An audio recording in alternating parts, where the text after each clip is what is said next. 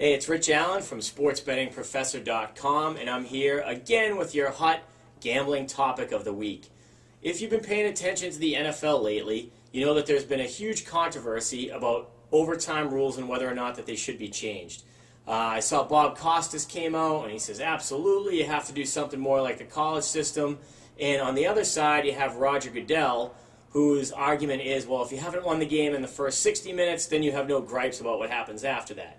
Now, we'll get to why that's bogus in a second, but my big concern for being in the gambling world is if they do make a change, how is that going to affect the betting lines? Now, the NFL, although it's loath to admit it, they know that a huge part of their popularity has to do with the fact that they're one of the, if not the most popular sport to gamble on in the U.S. So you have to take this into consideration.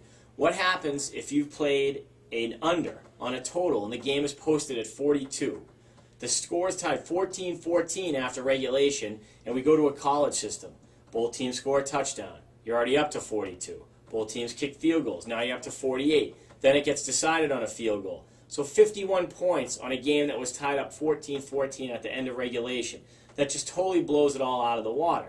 So now, what I suggest is two things. One, it should be changed because the rule as it stands right now, if a team wins the coin flip 60% of the time, they're going to win the game. So you're taking these guys that are battling it out for an entire game, and then the coin flip becomes more important than any of the players. So I think that's wrong. But I think if they make a change in the NFL, they absolutely have to go to more like a European soccer system, which is games are official after 90 minutes. A lot of those games do end in that amount of time, but anytime that there's a possibility of overtime, extra time, or penalty kicks, for gambling purposes, the game is decided after 90 minutes. They're two 45-minute halves.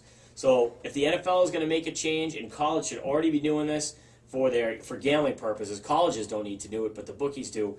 For gambling purposes, the game is over after the first 60 minutes. If it's a tie, whether you had +3, well, then you're a winner. Over-unders, everything should be decided after the first 60 minutes. So that's where I'm going. That's where I come down on that issue, and I'll be back again soon.